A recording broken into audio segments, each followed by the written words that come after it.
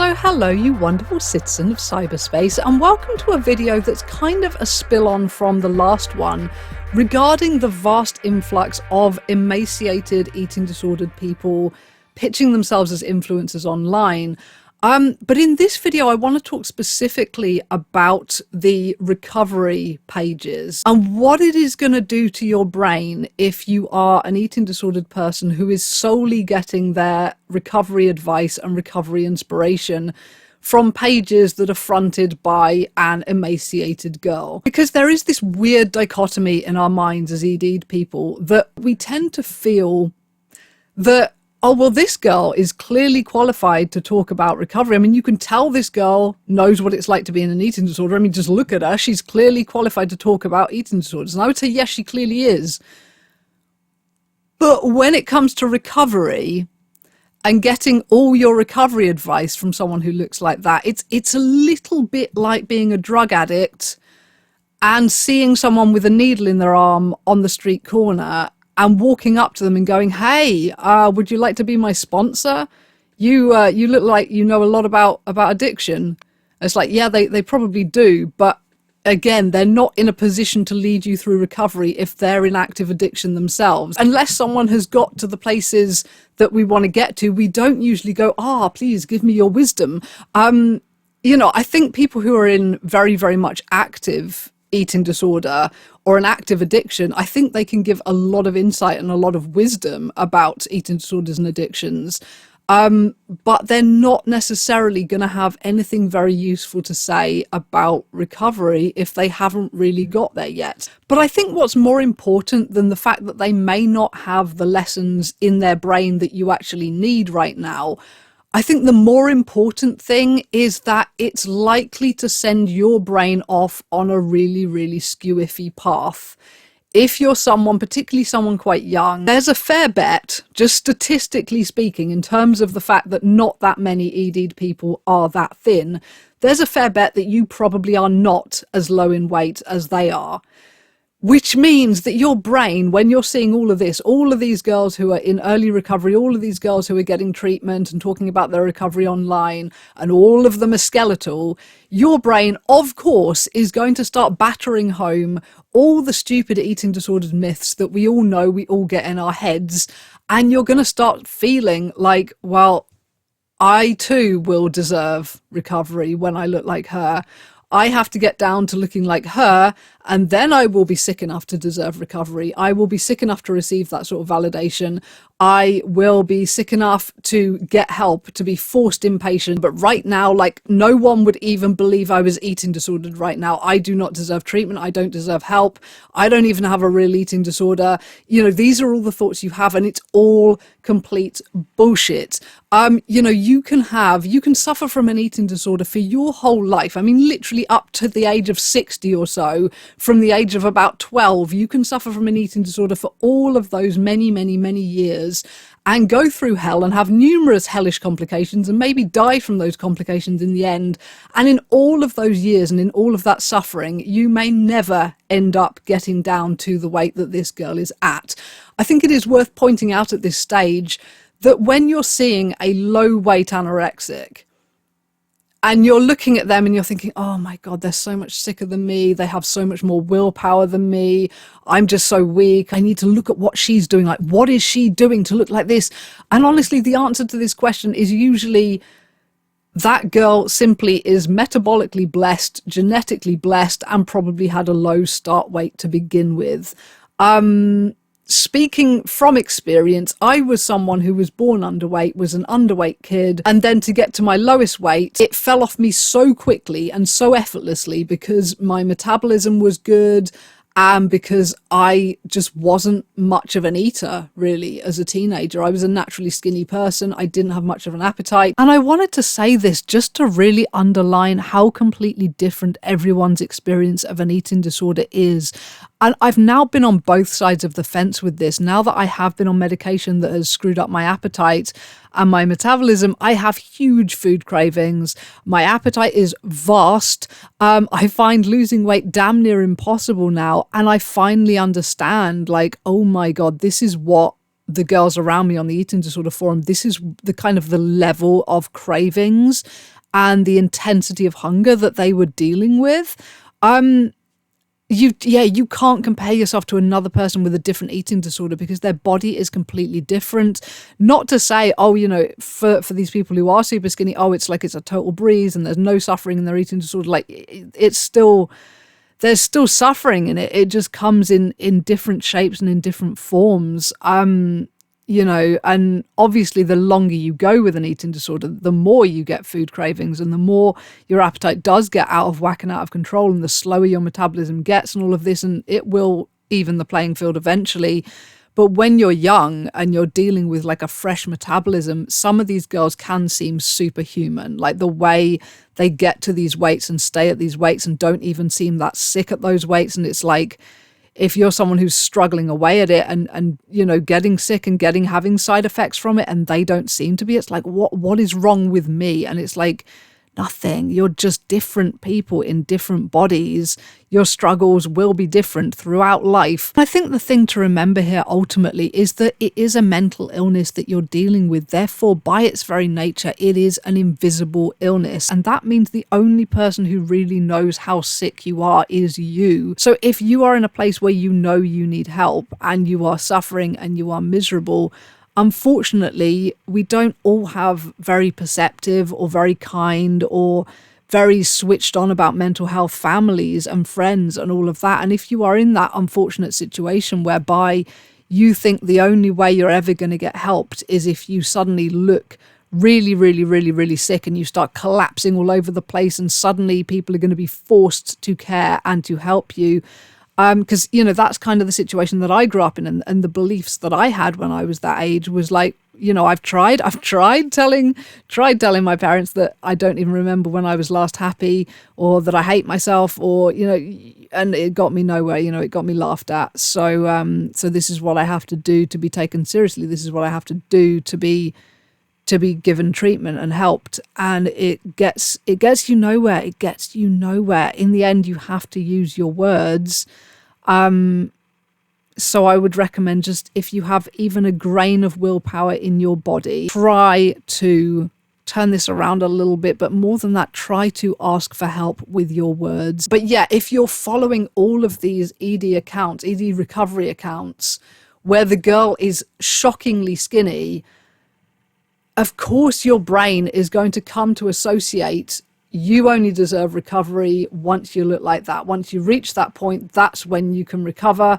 That's when you can tick it off and say, I've achieved my goals, I've done anorexia, I'm ready to put it in my rearview mirror and move on. And I mean, that's certainly how it was for me. When I was like 14, I very much had these beliefs that I felt like no one is ever going to take me seriously until I reach this specific goal weight. And then I'm going to be put in front of this miraculous doctor who is going to cure all of my mental health issues, and I'm going to be happy again. And as an adult now, I wish I could go back to my 14-year-old self and just say, look, this is not the way, for so many reasons.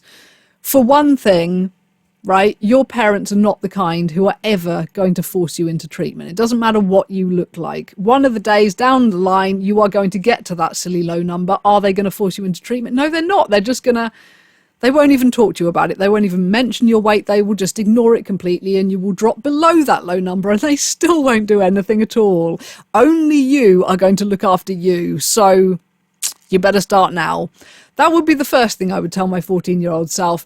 The second thing, though, I would say is just use your words. Use your words. If you need to see a doctor, then you need to see them now. You do not need to see them at some arbitrary date down the line when you have reached some arbitrary number, when you've spent years and years punishing yourself and making yourself sicker and sicker and sicker and drilling these extra mental illnesses into your head.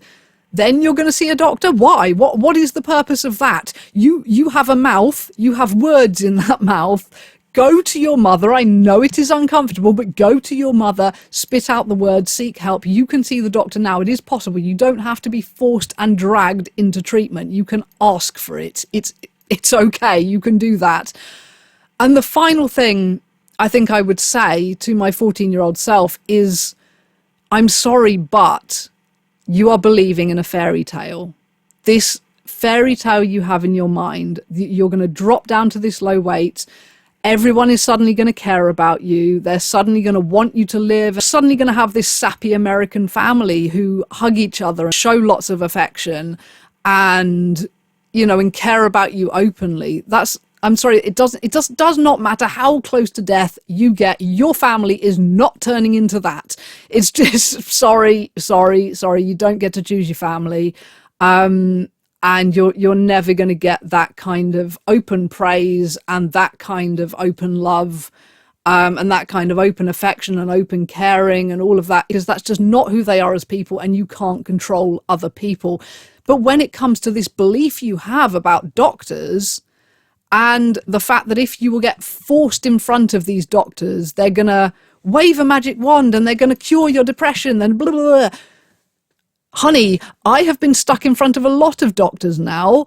I am 38. I have seen all these doctors and I can wholeheartedly say none of them have a magic wand. There is no such thing as this magical doctor that you see and suddenly you are snapped out of it. Getting out of mental illnesses is a long, slow, arduous process. Oftentimes, the first type of therapy you try is not the one for you. The second type you try, also not the one for you. You may find that the type of therapy that's going to help you hasn't even really come into the mainstream yet. And you may just be wandering around with these mental illnesses in your head for years and years, trying different medications, trying different therapists, all of these things. It's going to be a long, slow thing, and there is no magic bullet for mental illness. So for God's sake, stop wasting your time trying to control your family with these bizarre ritualistic behaviors and with your own starved body. So trying to just get help of some sort as quickly as possible is really the best thing you could do. And those are all the things I wish I could have told my 14-year-old self. Sorry, this is kind of a tangent about how my brain was. And I don't know how general that is. I don't know whether many people have the same fairy tale in their head that I had. Whether your fairy tale is a completely different one, I don't know.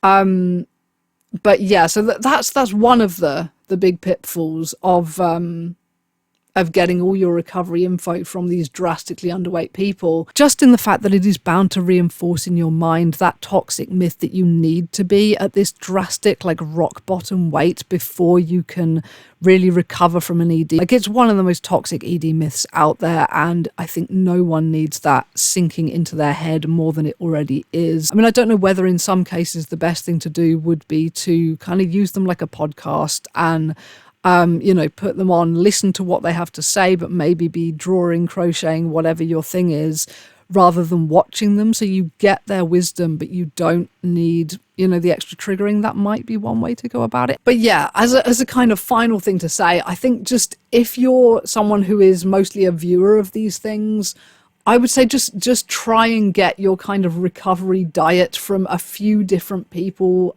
at different stages of recovery. Because, yeah, it's nice to have people in early recovery if that's where you are.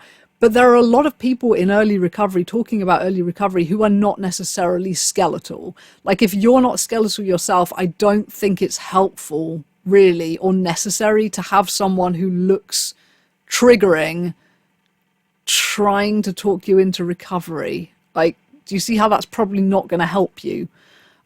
So if you can find someone around your own size or bigger, that is probably going to be more positively influential towards you than someone who half of you is thinking, oh, they've got good recovery advice and, oh, it's nice to hear positive stuff and maybe I'd like to recover, but also they look just like my goal weight and I haven't got there yet. And that is kind of nagging at me. And would I feel happier in recovery if I'd got to my goal weight first? And maybe I should do that first. Those are the thoughts that you don't want in your head when you're trying to think about and trying to get around recovery. But that's not even to mention all the myriad problems with starting accounts like this and how you've kind of got to have thought out what you're going to do with this account if and when, and hopefully you do manage to recover. But if you've become known as the skeletally thin anorexic who posts about this is what I'm eating in a day and blah, blah, blah, blah, blah, if you actually stick to that meal plan, you actually gain, you actually get healthy, are you going to be okay when your statistics fall off? Because they will. They will. All those curiosity clicks you're getting because people are seeing this skeletal girl and they're clicking. Once you look normal, those curiosity clicks are going to be gone. So you've either got to decide, look, I just want to show people recovery is possible. And after that, I don't care about the statistics. It's just going to be a personal page and I will just be a person and I don't care about the statistics. You could go that route. You could have decided I'm going to, whatever my passion was before I got sick, I'm going to get back into that. And it's going to be a page about those passions once I'm better. That's another route you could go. But I think you've got to think through your end goal for your page, your channel, whatever it is. If you manage recovery, because just thinking, oh, I'm going to have this recovery page and I'm going to have it forever. It's apart from anything, I would think once you're healthy, you're probably not going to want to spend every day talking about food and posting pictures of food and talking about recovery and things like that. Once you're a year or two into it, one of the nicest things about recovery is that you're not fixated on all that shit anymore. Food is not taking up 90% of your data bank anymore. Your brain can actually go off and do other things and you can create other things and think about other stuff. And it's not food at the forefront of your mind all the time. So yeah, I think those are just some of the problems with these accounts and with watching these accounts or having these accounts. Sorry this video has been so tangential and weird. I haven't really planned this one out. I just sort of sat down and thought I'm going to have a go at this video. I haven't really planned it, but we'll waffle through. So it's been very, very waffly. I hope that hasn't been too annoying. And with that said, leave your thoughts below. I will, as usual, leave the ED videos playlist in the drop-down box. But yeah, if it gets too triggery or too depressing, then take a break and please go and watch something else for a while. And with all of that said, I am going to shut up and go away. So over and out. Thank you for listening. Bye-bye.